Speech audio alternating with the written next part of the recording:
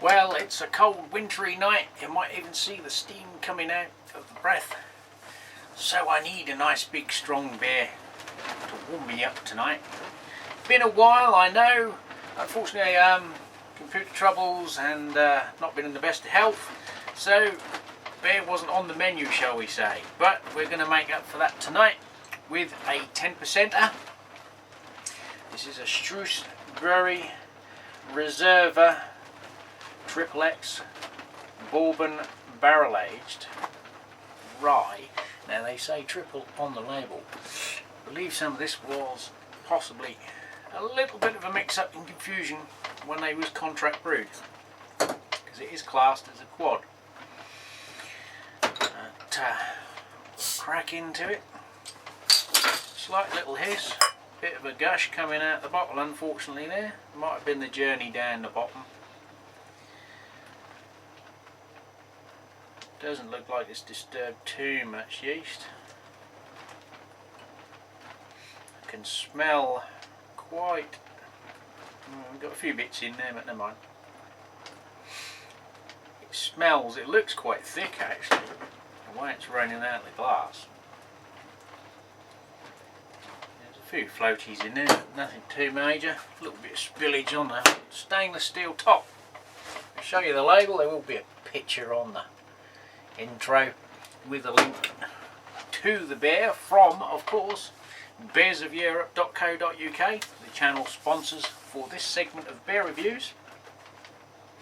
So let's see what we've got on the colour. Even the glass has gone sticky straight away.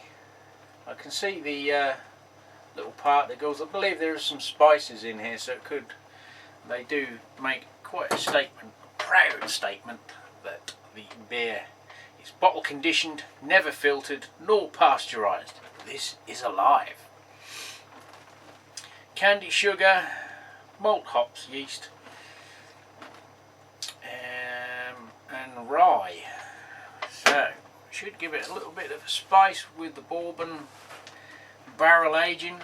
When I poured it, I could smell that sort of rich sugary aroma. A little bit of toasted brown malt smell there. Some caramel, sugar.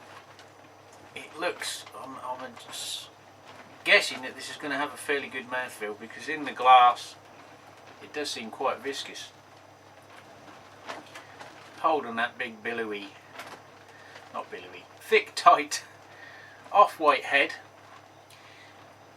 A bit more lively when it came out of the bottle there, but as I say, that might have been the journey up to the brew shed.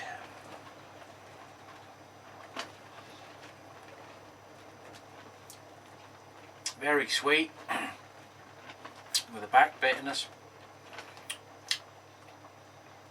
There's some dark fruit taste in there coming in as well. You're greeted with sweetness straight away, then a slightly dry bitterness.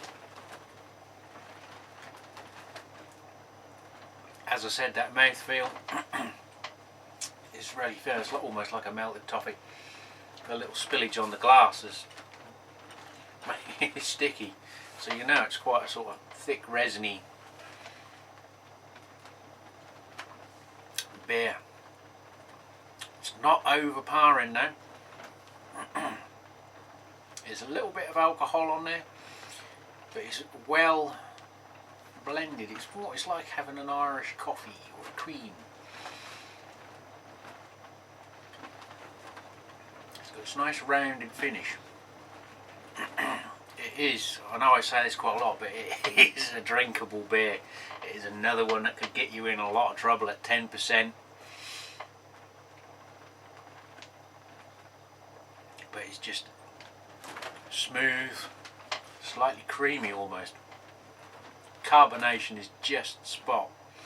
It's not that big fizziness that you get with some Belgian beers. It's very tight, small bubbles. They just release on your tongue, give you those flavours.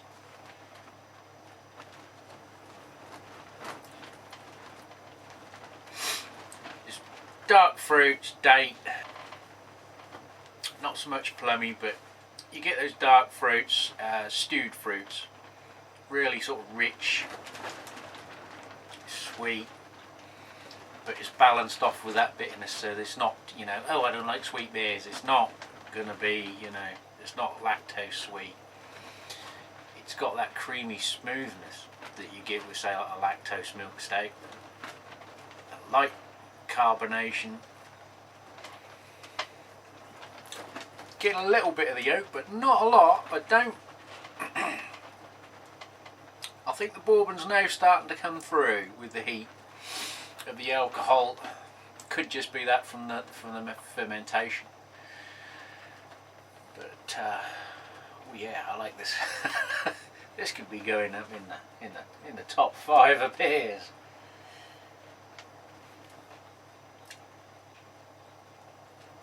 Yeah, there's a little woodiness now coming through.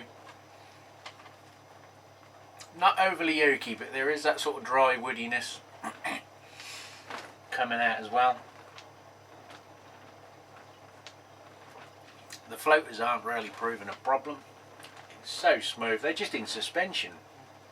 The sort of viscosity of the beer, they're just all floating there. Might put some people off, but again, I think it was the, don't know whether it's going to show up on the camera. Yeah, that's got to be a 4.5 out of 5, this beer.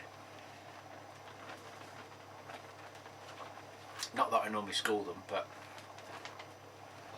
yeah, that is lip-smackingly good.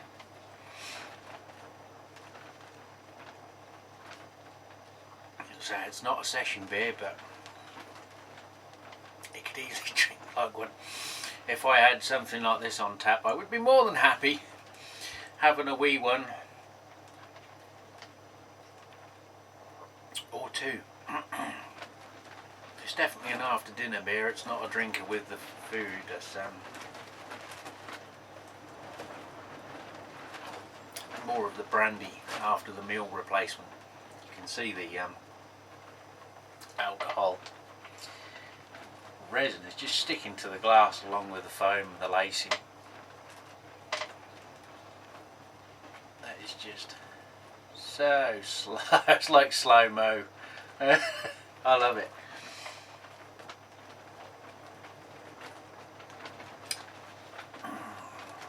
What a lovely,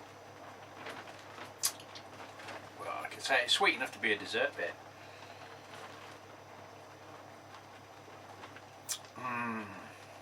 I shall definitely be buying this one again and maybe aging some of these.